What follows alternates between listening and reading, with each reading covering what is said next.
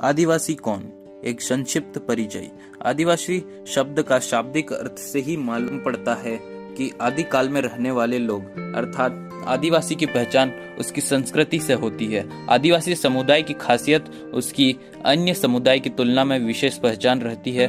वह है प्रकृतिमय जीवन शैली, जीवन पद्धति, सामूहिकता, सहभागिता, सहकारिता, सादगी, प्रेम व उसका गौरवमय इतिहास। नामांकन, पहनावा, रहन सहन, खान पान, रीति रिवाज, वार त्योहार, प्रकृति के चक्रवार के अनुसार चलना उसकी गौरवमयी आदिवासी संस्कृति की खास विशेषता व महत्व है। आदिवासी एकता परिषद द्वारा जारी किया गया घोषणा पत्र, जो कि 2018 में जारी किया गया था। आदिवासी जीवन प्रणाली एवं मूल्यों की बात हम सोचते हैं तो दिखाई पड़ता है कि हमारा जीवन सरल, सादगीपूर्ण, प्रकृति पूजक व प्रकृति मूलत संवेदनशील, सहकारी और शोषण मुक्त था।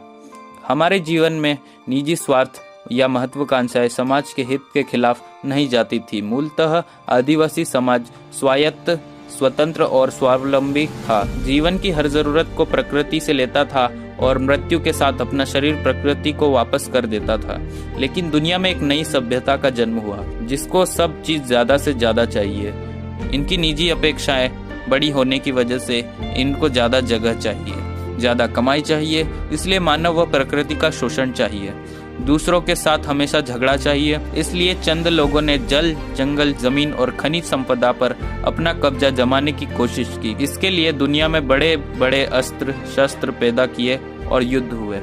आदिवासी समाज जो धरती को अपनी माता समझता था, प्रकृति को पूजता था और इंसानियत को हमेशा ऊपर रखता था, वह इस दौड़ में पीछे रहा। उसने कभी मालिक बनने का सोचा ही नहीं। करीबन 10,000 वर्ष से कृषि के विकास के साथ संपत्ति पैदा हुई, उसके पीछे राज्य सत्ता का आविर्भाव हुआ। आदिवासी समाज जो सबके प्रति विश्वास रखता था, वह दूसरे समाज से हमेशा अलग थलग होता रहा। उनके अपने आप को बचाने के लिए जूझता रहा और सारी दुनिया में दूसरे समाजों के दमन और शोषण से पीड़ित होता रहा। दुनिया में दूसरे लोगों की संख्या बढ़ रही है, दूसरे लोगों की आयु बढ़ रही है, जबकि हमारी कई जातियों की जनसंख्या कम हो रही है। भारत में भी आदिवासी समाज की स्थिति खास तौर से अच्छी नहीं है। 85% आदिवासी लोग गरीबी रेखा से नीचे जीवन जी रहे हैं। आदिवासी जीवन जो जंगल पर ही निर्भर था, वह जंगल कानून से छिन गया और सदियों से दिन प्रतिदिन जीने की थोड़ी बहुत जमीन थी, वह भी गैर आदिवासियों द्वारा छीन ली गई। जिसको पैर रखने के लिए जगह नहीं होती है,